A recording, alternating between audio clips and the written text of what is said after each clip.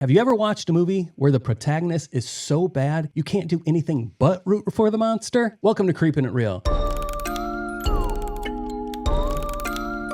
Thanks for joining us. I'm Judah. We got Nathan Calloway back here joining us as a guest this week. We're talking about 2020's The Wolf of Snow Hollow. This is basically about an old sheriff that is played by Robert Forster, and he's got some health issues. His son is one of the deputies. Some mysterious murders befall this small town. This deputy tries to hide his father's illness while solving this mystery that may or may not be a werewolf.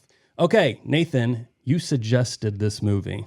I did. And before we started recording, the little we did talk, I can already tell we are not landing on the same page with this.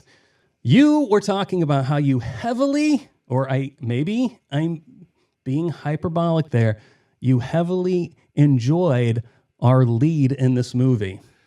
Well, I don't know if heavily is the word I used, but I found him relatable at times. Okay. Struggling with addiction, trying to manage family, not kind of going to the worst side of behavioral response in any awful situation. Mm-hmm. Yeah, I've been there. For me, he just came across as a massive asshole. The movie tries so hard to make you feel emotionally for this guy. They try to push and make you feel the same stress that supposedly he is going through in this movie. He has the illness of his father that would stress any of us out, trying to keep it hidden from everybody. Extra stress. We have these murders, more stress. The town is clamoring for this to be solved. Stress. We have a daughter and an ex-wife. There's hell in his personal life. More stress. But all I saw was a massive asshole that didn't know how to handle a single situation. They go to one murder scene. We got this like TV station that pulls up. He's telling the TV station or news outlet to go away. They're too close to the crime scene. He's asking to these other deputies what somebody on the phone says. They say what the person says on the phone, and he goes, "I can't hear you. You have to speak up." So they yell the answer because he literally just told them to speak up.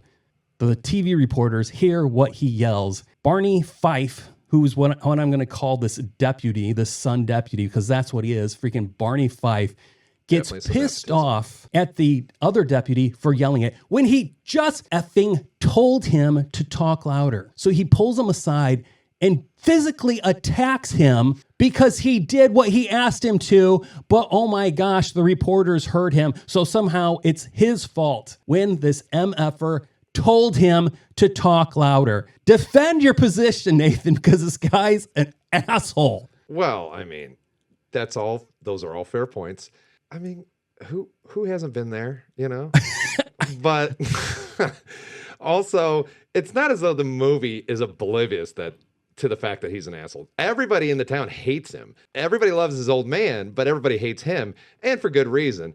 And of course, he's propped up in the film. The actor, Jim Cummings, who plays the lead deputy, who's the star of the film, was the writer, the director. I think he thought this was going to be like his Rocky. Listen, it's like when you watch House.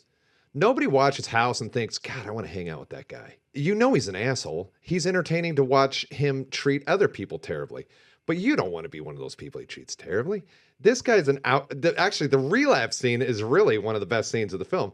And that's when it's really exposed and people stop pulling their punches. People kind of give him a pass or so because he's a deputy. I won't even say give him a pass, but let's just say it's a little more backbiting as far as their opinions of him and the way they kind of express their disdain. And boy, there is disdain. He is not a hero. This is like Ash in The Evil Dead if Ash was not good at killing monsters, which that's his saving grace, is he is horrible in all these areas of life, and yet somehow he's this really effective demon slayer. This guy kind of Forrest Gumps his way into solving the case. It didn't feel like he had any redeeming qualities. He was funny. He was funny to watch from a distance. I don't know. And his daughter was just as annoying to me as he was. I thought she was a worthless piece of trash as well. That's why I enjoyed their interactions, because it felt like they both kind of spoke on behalf of the audience on the times they did yell at each other. That was like the only times they were fairly tolerable. Was when they were fighting. It's just Well, I won't say that, but like, yeah, there were moments where they would say something to the other, and you're like, I was thinking that because you're right, they are horrible people. It's very subdued, and I can handle it.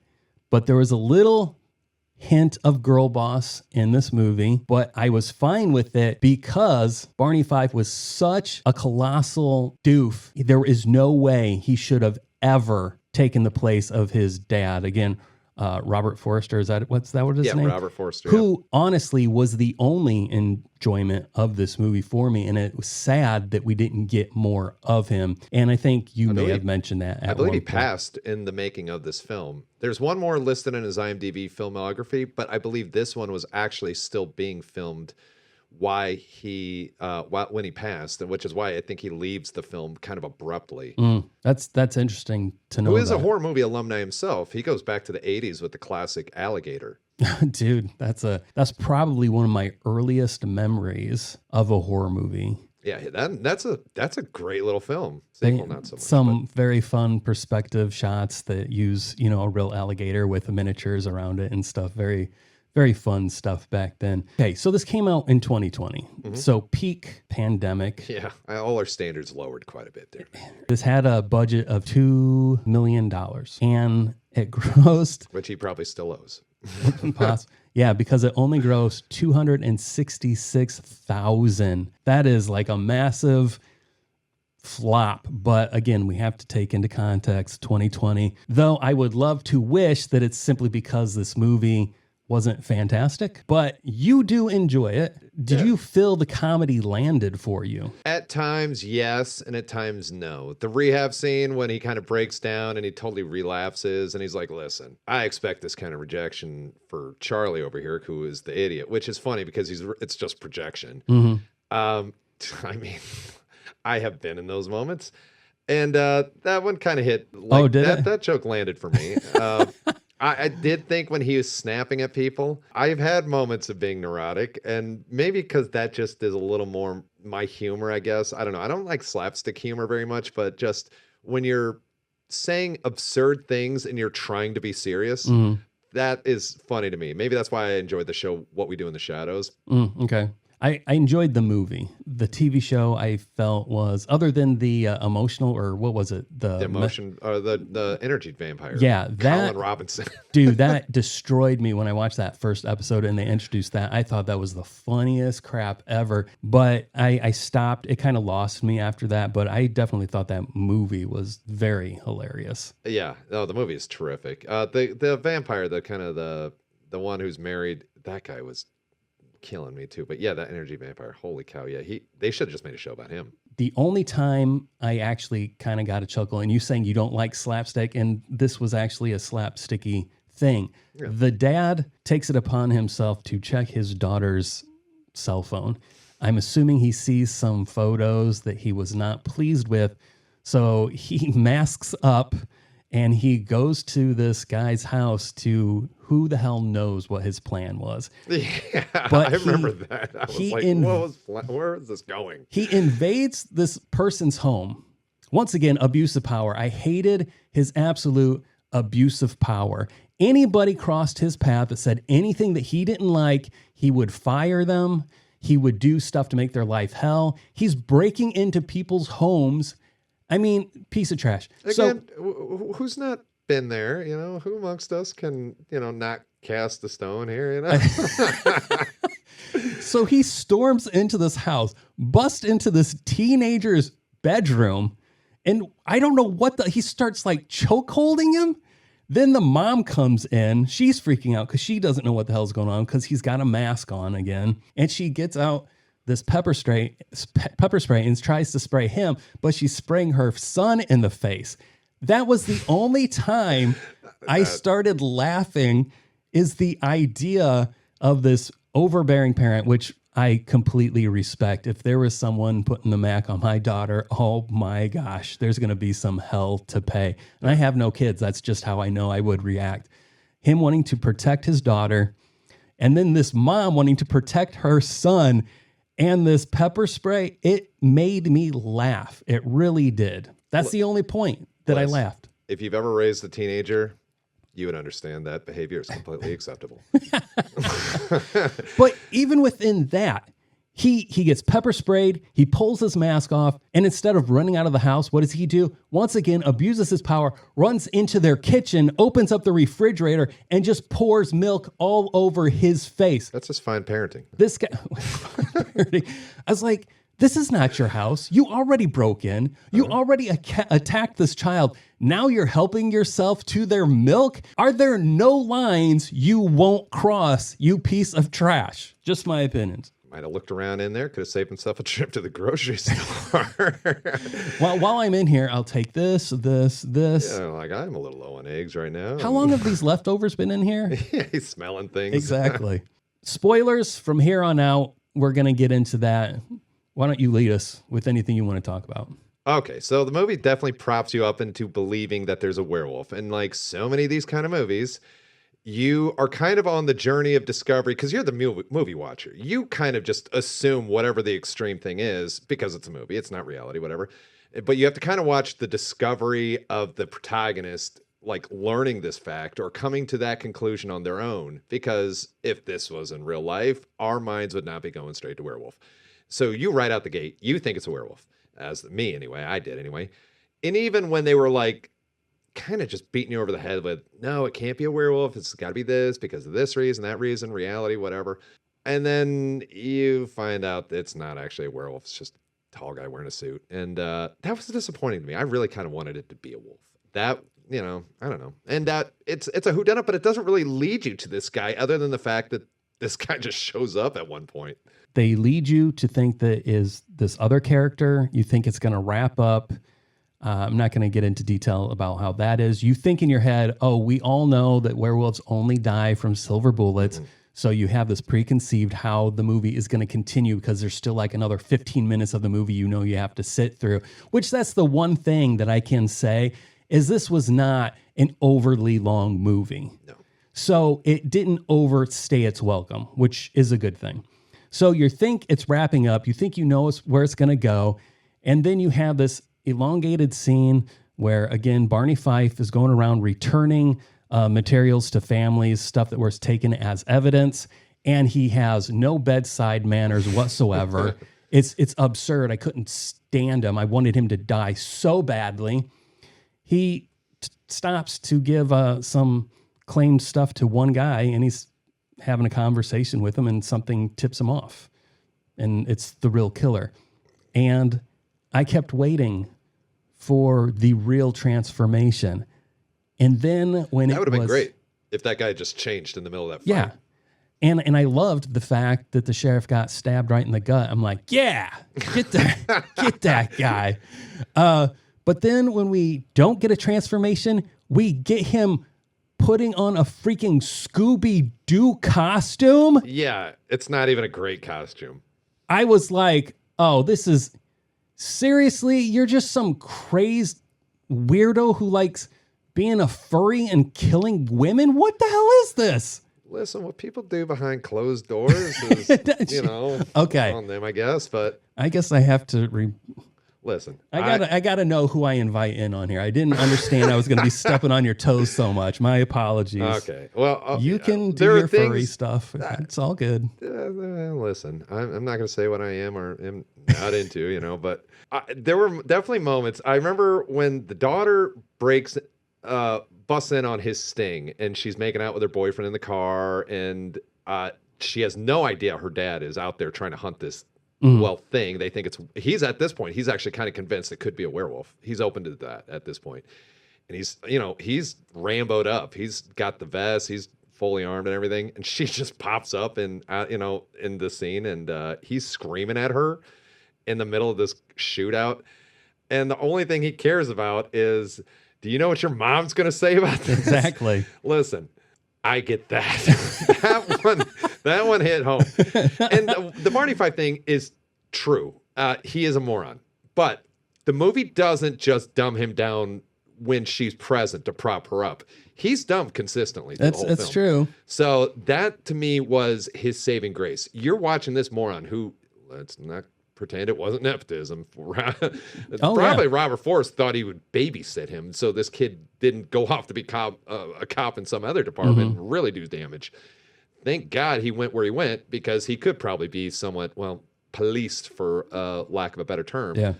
And listen, as somebody who was raised in a pastor's home, I get it. You know, you're under your dad's shadow. You kind of want to rise to this place where you kind of made your own name. And he wants to be sheriff so bad. And nobody really likes him. Nobody wants him. He would never probably have gotten legitimately voted in unless it was uncontested. And I'm not going to dispute that. No, he's Dr. House, but without being a genius or as funny or helping anybody. Yeah, so there's like no reason to even take his shit. No. Because he has no like redeeming qualities that Nobody we would know put up of. this guy. Exactly. I was being a little heavy on the girl boss thing because she is competent. And it isn't just like, it's not unearned. And she isn't like not facing difficulties herself. So she's not a Mary Sue. No, yeah. And honestly, if I was in the town situation, I would have fully voted for her as sheriff over this guy anyway. So and she's kind of likable too. it's completely understandable. This wasn't like how it's gotten ridiculous where we give no reasoning. It's just woman, powerful. That's all you need to know. No, there's more to her. But that was one thing that did slightly stick out to me. Now, explain to me this ending that was just effing confusing all around. He takes his daughter to college. Yeah. There's this whole, I left some protection in the drawer for you. Ho ho. Okay. And the whole joke is it condoms or is it pepper spray? Okay. Then she opens up her drawer. There's condoms and she gets excited because apparently she's horny. I'm saying it that way because my cousin pointed out to me that I said that in another one. Obviously horny is what I said. So she's obviously horny and excited that now she has condoms so she can have sex with whoever she wants. But then she gets this shocked look on her face. You don't see what the shock is. Then you get a shot of the dad walking out of the building and he's buckling up his pants. And I'm like, what the hell is this? That I was confused as well about. What the hell? Did he stop to take a piss on his way out? What is going on here? Well, I mean, as guys, the world is our urinal, but I didn't understand the timing of that. He is the writer and director, and I would have liked to, well, I mean, I guess it would have had to have been a bigger movie for an interview to actually have occurred, but to explain it. But I did not get that either. I mean, maybe he took a dump and he had to adjust his belt. We've all, We need to make sure everybody watching this movie knows he's a real human. He has real flaws, and he has to poop just like everybody else. That's right. That's right. I don't know why I was giving a pseudo Trump voice there. That made no sense to me. It's the greatest poop. It was a beautiful poop. It was I don't huge. say this ever. Other people say this. Could it be that it was some dumbass way of making us believe that he left her his gun? That would not be wildly inconceivable. I mean, the protection thing, I mean, hey, again, you raise a teenager, one of the worst fears, and even if they don't give you reason to think that it could happen, you have a fear that, man, what if this kid knocks a girl up or this girl gets knocked up? And now you're like a grandparent, you know, and that's basically your kid, because they can't take care of it. Exactly. So, the condoms kind of make sense. Whether I approve of, enabling a teenager who can't take care of themselves to, be promiscuous like that. No, I don't. But, if the condoms don't work, here's a gun to really do the job. Basically, yeah. Yeah. And I think that's fine. That's the last message of this whole movie is please do not continue populating the world. Yeah, let's stop this bloodline here, okay? Look at us. Do we want this to keep going? Exactly. I don't know if I have anything else. I'll give you my score. It really is just landing at a 5.5 out of 10 for me. What do you got? That's way more generous than I thought you were going to give. I'm going to give it a solid 19. And I'll tell you, my scale is 1 to 30. No, you're my guest here. You bring it down to my 1 to 10. None of this 1 out of 30. My rules. BS. All right, fine. All right. I guess I think I'd probably have to stay in that same. I would be a 5.5 as well. Then Okay, well that's interesting. maybe creeping I real thi- to a 6, but Look, it'd be I'm going to call some BS here because our pre-review talk, I definitely was like, oh, Callaway is definitely leaning more towards a 6 or 7 than I am. No, it's not a 7, but I would say closer to a 6 than just a flat 5. Then just say 6. All right, fine, 6. I tried to give it I tried to do the 1 to 30 scale, which I thought that's No, you're not. There's too much explaining. all right. That's fine. That's fine. into Just that. skip that whole exposition. Okay. Yeah, I'll give it a 6. I think a 6 is. I think it's a fair judgment because the Is it characters. a recommend? Ooh, I think if you are, okay, yes, yes. If you're on a date, and say you really just want something in the background, this is something that's not gonna like. You can kind of jump in and out of a little bit. Still kind of entertained, but you're not gonna like miss anything, and you're not gonna be like, this isn't gonna change your life if you watch it and afterwards. It's not gonna haunt you afterwards. But you're not gonna be mad at yourself if you catch parts of it too. Gotcha. Okay, one more good thing that I can point out. I already said Robert Forster was probably the best part, but also I really do appreciate the graphic art used for this. This poster that you're seeing over here, I thought that was quite nice. I really liked that style that they used, and I appreciate that. I'm going to end here unless you got something else to say. No, R.I.P. Robert Forster. You were a cinematic gem. Thanks for watching. I'm Judo. This was Nathan back here. This has been Creepin' It Real. If you made it this far, you're a champion. You get a gold star. Please like, subscribe, and share. And we'll talk to you. Well, not Nathan. Well, later, Maybe. September. What do we got? Maybe. Buddy? Yeah. We got Buddy on the docket. It's an interesting movie, so he'll be paying us another visit sometime in September. Anyway, talk to you later.